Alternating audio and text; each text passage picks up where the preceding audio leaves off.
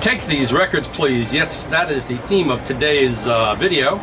And before I start the video, I thought I would let you know what I'm playing in the background. Realistic Sound Odyssey. Direct-to-disc. Back in the 70s, there were a lot of instances, many instances of direct-to-disc recording. They went straight from the board to the tape. Which makes me wonder, I guess that's really what we were hearing with most of the Rudy Van Gelder sessions, because Rudy cut the session, went straight from the tape to the board. But I think these were live performances with no middleman in between. Everything was set up in advance. And as you can hear playing in the background, perhaps, we have the wonderful theme to Rocky by David Shire. But anyway, this is one of the records you can take, literally. But I'm going to show you a few records I'm thinking about getting rid of. And if you can, if you care to, in the comments, leave your opinion as to why I shouldn't get rid of the record, I will send you the record, as long as you're in the continental U.S. If you're out somewhere in the great global world, you got to pay your own postage. But hey, you might not even want any of these records, I don't know. I mean, these are all really great records. Some of them are actually hard to find. Some of them are unusual, such as this one. Henry Mancini, his sound is his signature. This is the things they used to send out in the 70s, probably in the 60s, right up to the 80s. They were interview discs. So it would sound like your local radio DJ celebrity was interviewing the star, and it has all the answers on the disc and all the questions in this script, which I thought was really funny. I bought this sealed, and I didn't go through to read every response, but it has all the questions and the responses in the script. Debut, Mancini, and you. Now, if you can figure out a reason why I should keep this disc,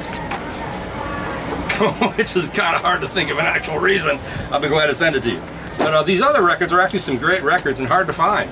Jazz Mainstream, Oscar Pettiford, bassist Red Mitchell, two giant monster bassists, founding fathers of upright walking, along with Slim Gaillard, I guess, and Slam Stewart, in jazz. And this is a first pressing on Rep Records. And it's great, and it's a pretty good recording, but it's just not the kind of thing I'm going to play that often. And I'm drowning in records. I have records all over the place. How come we don't hear any music? There it is. So I just thought it'd be a good time to purge. I'm always purging. But I thought I'd give you, my dedicated followers and readers and listeners, a chance at these records. This is a great record. This record is hard to find. I just don't want to keep it because I'd never listened to it. It includes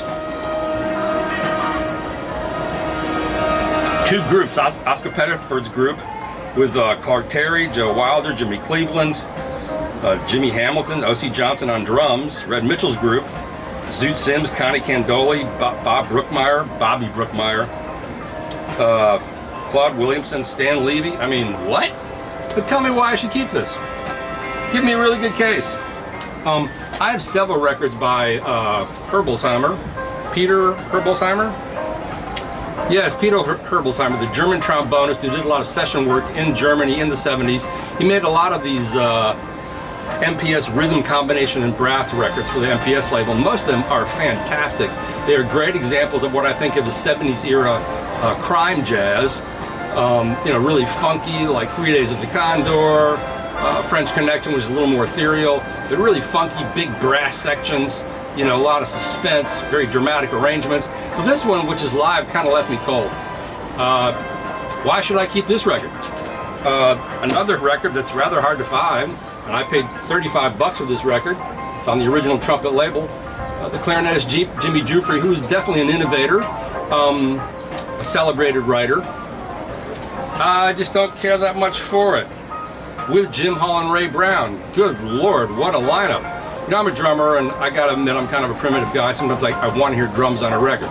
Not always, but this one, you know, I don't know, just didn't really make it for me. Then, Dance to Artie Shaw. Now you may laugh, Artie Shaw, but I tell you, I have some Artie Shaw records on Verve, and they take no prisoners. He was an excellent musician, a brilliant musician. You know, sort of at the peak of his fame, gave it up and walked away. You know, married several Hollywood starlets, but an extremely gifted musician and one of the great big band leaders of all time. This is a good record on Decca, but it's not great. You know, doing a bunch of standards. You know, whatever. There are better Artie Shaw records in my opinion. I have 2 Joe Williams records. Joe Williams, the great but basically forgotten big band singer, did a lot of work with all the great big bands. He did records with Count Basie, with Thad Jones' Mel Lewis Orchestra, and he's, you know, he's unusual because he's sort of he's a little sterile. Even though he swings really hard, he has great phrasing, wonderful phrasing, there's something a little sterile about Joe Williams. But if I should keep this record, you know, a swinging night at Birdland, on Roulette, the Criminal label, I don't know who the band is here, Pee Wee Marquette, without the Basie band, they don't say who the band is on this record. Anyway, tell me why I should keep this record. I have 1 George Shearing record. This is it. On MPS. MPS is one of my absolute favorite jazz labels in the world. They made so many great records, so many great sounding records. You know, they're cut in the Black Forest in that studio. This is a pretty good lineup. George Shearing, Andy Simpkins, Rusty Jones, Siggy Schwab, Chino Valdez. You know, it's George Shearing. You know, it's the beautiful golden sounds of George Shearing. Why should I keep this record? Now this record, I paid $40 for this record. This is an original pressing of Oscar Peterson Plays Count Basie on Verve. Actually, maybe I do want to keep this record, I don't know. Oscar Peterson, to me, is another guy who plays incredibly well. What technique, what absolute mastery of the piano. One of the great piano masters, but hey, also a little bit sterile, you know? And it's not like Art Tatum where, you know, it's not like he doesn't need a rhythm section because he's so incredible. That's who Art Tatum was, you know, just such a phenomenal talent. I mean, Oscar Peterson as well. I don't know. I mean, I have some early Oscar Peterson once again on Verve, and those are really special records. Those swing. But sometimes some stuff on Pablo just leaves me a little wanting for more, as they say. Dave Matthews did a lot of records, Japanese labels in the 90s, many featuring incredible lineups of Steve Gadd, Dave Weckl, George Young, Ronnie Huber. From an audiophile standpoint, they're amazing records. They sound wonderful. But there's something a little stuck in time about these records. So I don't know. Delta Lady. Anyway, Harnett Cobb. This is a prestige record.